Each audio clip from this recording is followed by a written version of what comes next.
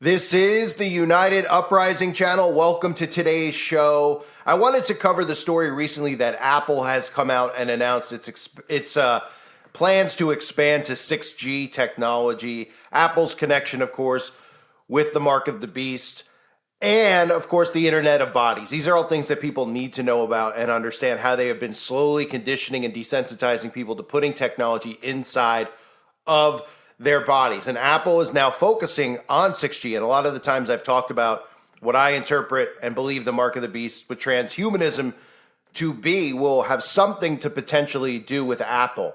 And of course, this has to do with getting technology inside of your skin, embedded in your genetic code and your DNA, which will alter you as a human being. You will no longer be a human being. You'll be transformed into human and machine, okay? Mixing of iron and clay. And one of the things that's out there now is about how Apple is moving forward with 6G. And what's important to note about Apple is one of those trusted brands. And I think that the trusted brands, there's a lot to that, a lot to the comfort in a trusted brand versus a different, like a low budget brand that you would see on QVC. And you'd say, well, I'd rather get the Apple. The Apple won't break. It'll last longer. And Apple being one of the faces of potentially initiating or rolling out the mark of the beast. Now, a lot of people don't believe in that. Some people believe it's Sunday law. There's a lot of theories about the mark, but it's very important to note about what would happen with people if they do connect this type of technology to their body. I've covered so many things involving the World Economic Forum and them openly talking about 6G being inside of your body. We've talked about the Internet of Bodies. So let's start here with Apple real fast, because I know there's a lot of new people who are finding the channel. So if you've been around the channel, it's always good to just catch up and remember some of these things so that you could show other people, right? We know that Apple, the logo of Apple is supposed to represent the bite from the forbidden fruit, okay? People are like, well, it doesn't say specifically it's an apple. That's what it is representing. That's what the logo is for. Somebody didn't just bite an apple and say, this should be your company logo, the biting of an apple. It's representing the forbidden fruit. The first Apple computer sold for $666.66. Here's out of the mouth of Wozniak himself with a little, what do you call, a poop-eating grin at the end, trying to pretend and play off the fact that that first computer sold for $666.66. This is one of those things when I tell people, this is why I'm repeating it, this is one of those things I tell people, when I tell people about that, their light bulb goes off in their head about why was the first Apple computer, about technology, about the mark of the beast. It makes them very, very intrigued and suspicious, and they start actually kind of going down a bit of a rabbit hole. So this might be something that you could use. But here he is himself talking about that wonderful little tidbit in the Apple computer being sold for that price. Paul Terrell, he owned a store in Mountain View. He'd seen me for quite a long time demonstrating my computer. So Steve Jobs went in to sell him some of our little boards that we built for $20. He said, no. People want to come in, they want to buy it pre-built. They want to buy the thing ready to go. It cost us $250 to build maybe. We'd sell it for $500. And then the retail price was $666.66 because I, as a mathematician, like repeating digits. And that was what it should be.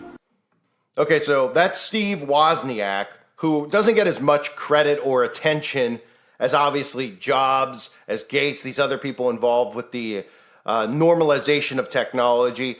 But yeah, that's Wozniak talking about it, obviously grinning at the end because they don't really have an explanation as to why they sold it for $666. Don't you think that if you were a new company and you were trying to sell something, especially back then, where people were more wise to stuff, where Christians were more looking for signs and things like that, they weren't completely dumbed down by the evangelical infiltrated CIA movement where the church started watering people down. They would hear the number 666 and they would be suspicious. Now it's like nobody even blinks anymore.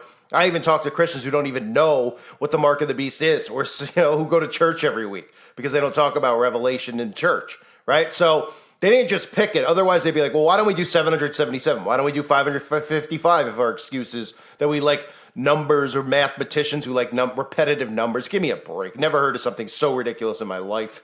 Okay, if you're making a computer, the point is to try to sell the computer, not to scare people away. We know exactly why it was that price. And I believe that they do have a tie-in with the mark. And again, people who believe that it's Sunday law, which I don't understand. I mean, I understand what the concept is, but I don't understand how they believe, you'll be able to buy and sell without worship on Sunday. But that's okay to have a difference of opinion on these things, because one way or the other, I'll tell you right now, you do not want this technology inside of your body. So before I get into the Internet of Bodies and show you some of the things they've talked about and what it is, I want to talk about this article from Forbes talking about, and pretty much all of these media outlets covering how Apple is moving forward with a 6G modem. Now, you might remember in the past I've covered how the human body is going to serve as an antenna in the future to boost signals for 6G. Keep that in mind, okay? You're the source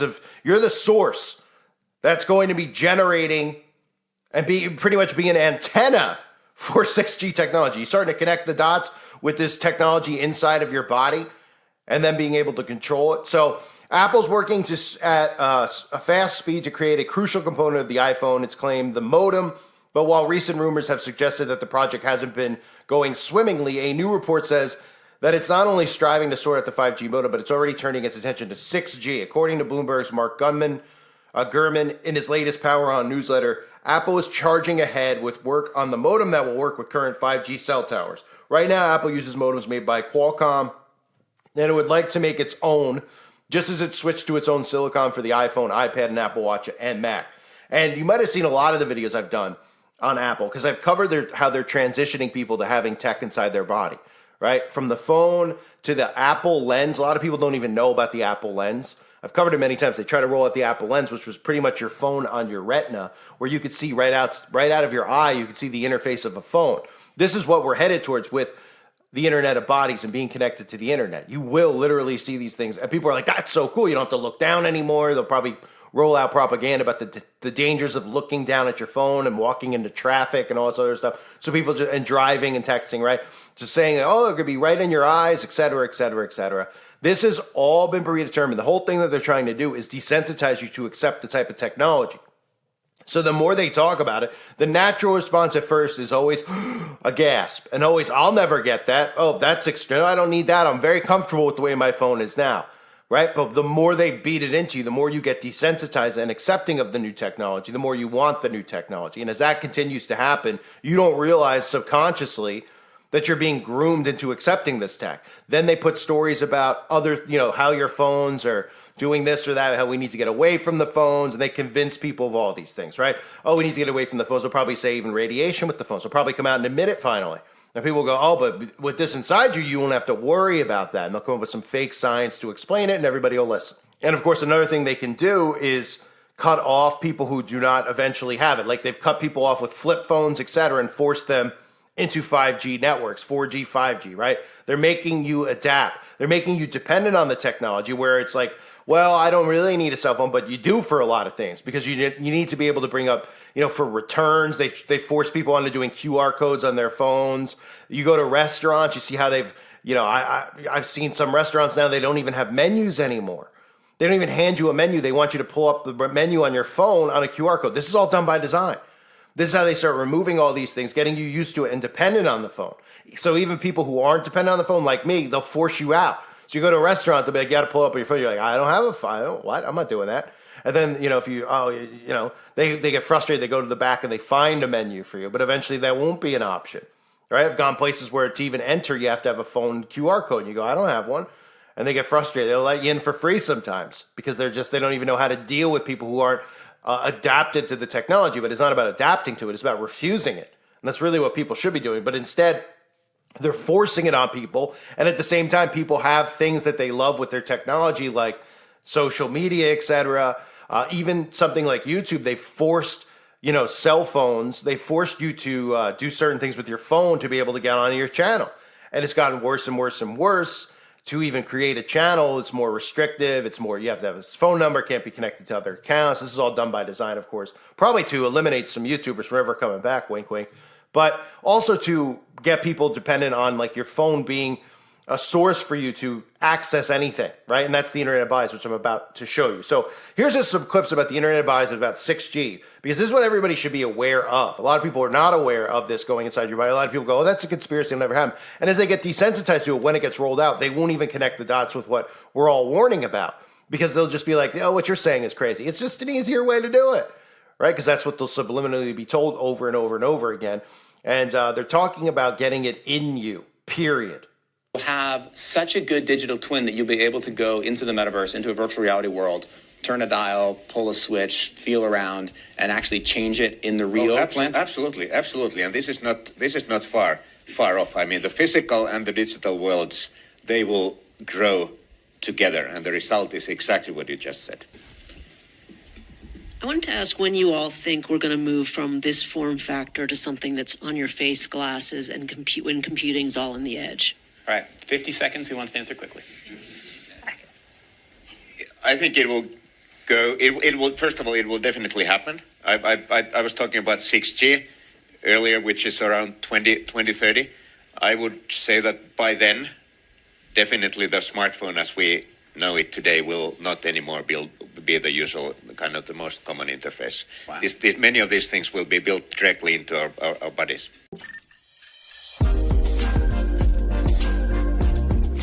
The 6G will liberate human potential. It will transform the way we live, the way we work,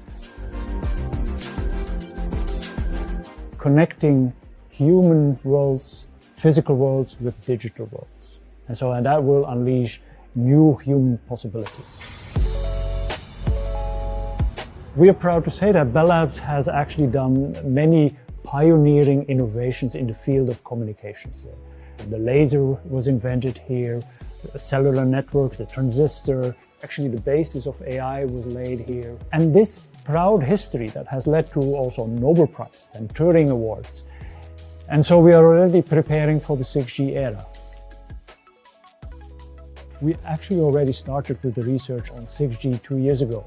You want to be 10 years ahead of the game before the commercial deployment. We cannot do this alone. You need the partners. We are now leading the very first flagship project for 6G, Hexa-X. If you think of what the different generations of networks enabled, 2G and 3G unleashed the potential of human mobility and connectivity. 4G unleashed the potential of information and social engagement with social media. 5G unlocked the potential of machines and sensing. And so what will 6G unleash? It will enable perfect knowledge of human world, connecting us with the digital world. 6G will enable holographic communication. It will be as if I'm teleported to your environment, like working on the same design, the same object, as if we are in the same room. 6G will enable us to offload mundane tasks from humans, things that machines do better, mental tasks, quality checks, to really unleash things that humans are best at, solving creative problems, strategic thinking. With 6G terahertz, we can not only do communication, but also use it as a sensing capability and do things that, for instance, cameras cannot do. See things around the corner. If you think of the billions of devices that are going to be connected, the 6G network needs to bring reliable services, high performance, do it in a sustainable way, and then also in a secure way. We always like to anticipate future human needs, understand the real hard problems and solving them in creative and disruptive ways. Our ambitions come with real game-changing innovations that define the future of communications. I was talking about 6G earlier, which is around 2030. I would say that by then, definitely the smartphone as we know it today will not anymore be the usual kind of the most common interface. Wow. Many of these things will be built directly into our bodies. In the 20th century, wireless technology integrated with the human body was nothing more than science fiction. But today, Wi-Fi connected devices like heart rate monitors and sleep trackers have become common parts of American life. How has bionic technology evolved so quickly from science fiction to reality? And what could this Internet of Bodies mean for our lives moving forward?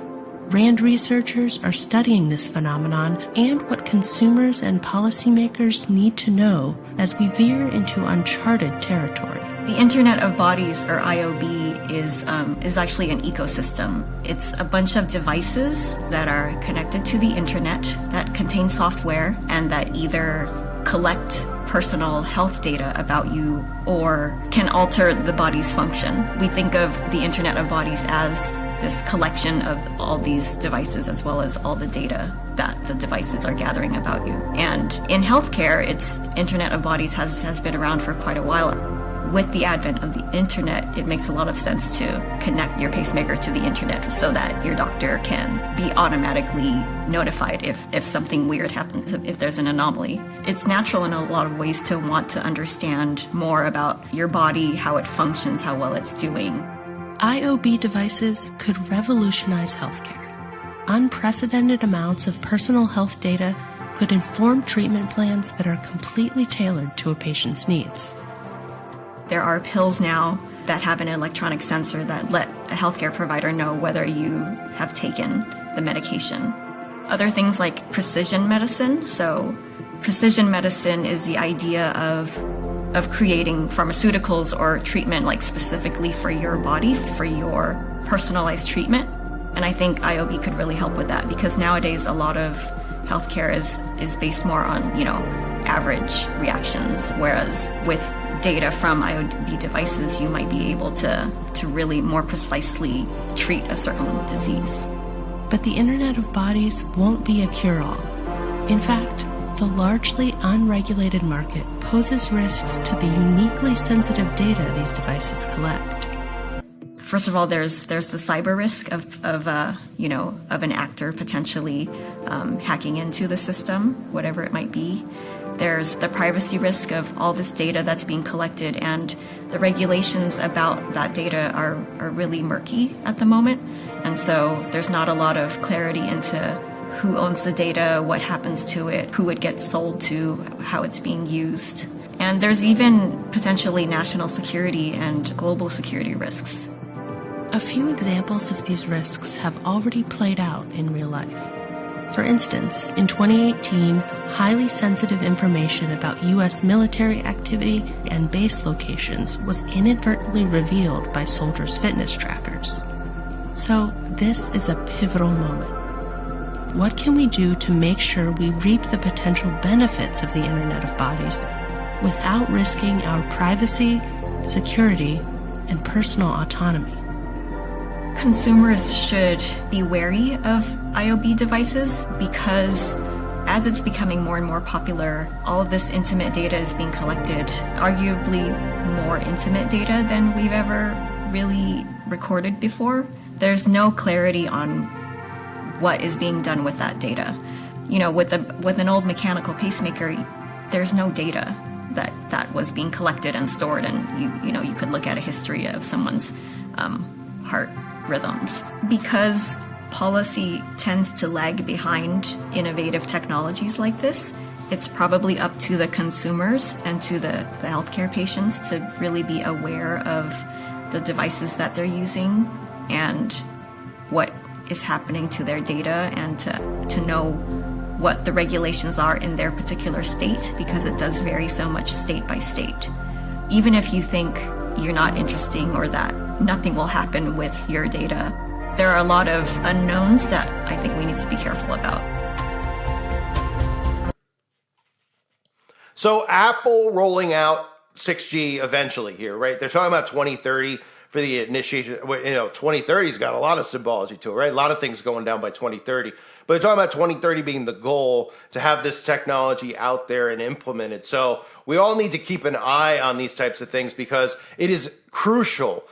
It is crucial to warn people about the dangers of this. Now, you could have whatever your take might be on the mark, okay? And I do disagree fully with something. There could be a tie-in with worship on the, and I get it. People are like, well, you got to read the scripture. You're not interpreting scripture. There's always debates about these things. I don't like to get into a debate. I like to know all the information to process it. So at the same time, when it does happen, I won't be dumb enough to walk in and take the mark. I won't be sitting there trying to be self-righteous, but like, it's not that Sunday law thing. It's technology, the mixing of iron and clay. Okay, well, I won't do either of them. I won't do any of the above because I'm aware of all these things. So you should be aware of it. So even if you're somebody who sits back and you're like, it is Sunday law, I'm 100% positive. Okay, well, do not mix your flesh, do not mix your genetic code with this type of technology, because not only is it going to alter you as a human being, which how many times have we heard them talk about it changes you, from Klaus Schwab, et cetera. I just put up a video recently with the clips from Yuval Harari, et cetera, all these people talking about how it's going to change a human being, okay? It's going to change who you are because you're no longer going to be human. Your genetic code is going to be connected with technology. That's what this is, right? You hear them talking about it right there, talking about how, the Internet of Bodies, and then they use these things to make it seem like it's for your benefit, your health benefit. Oh, you could suddenly pull up all your documents without having to go through a filing cabinet. Oh, all these ridiculous things you wouldn't have to do anyway. Your birth certificate. Oh, they can't hack your ID. Nobody can steal your identity. It's you. It's in you. It's embedded in you. And you don't have to bring stuff. It's all wireless, paperless. It's all connected. All right? Think about Facebook, how it first started. Right? Connecting the world. That's what they're literally doing here with the Internet of Bodies. And Apple, I believe, is going to be at the forefront of all of this because that is your trusted brand. That is the brand. And I know we can look at Microsoft. We can look at Gates. I get it, even though Gates claims he's not there anymore.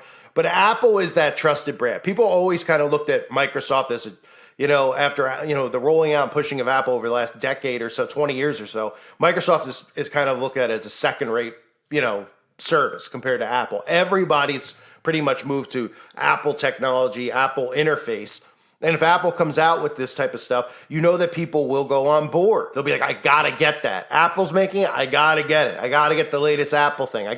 Now, will there be multiple options? I'm sure, because that's the illusion of freedom that they continue to use, to convince and trick people that they're doing this stuff with free will, but they're not. But Apple with the, with the logo, with the biting of the forbidden fruit, and of course the computer, the 666. I mean, so many things over the years with Apple, which should wake a lot of people up to technology and the connection of technology and the mark of the beast. I thank everybody for being here. I hope you're all doing well. God bless you as always and your families.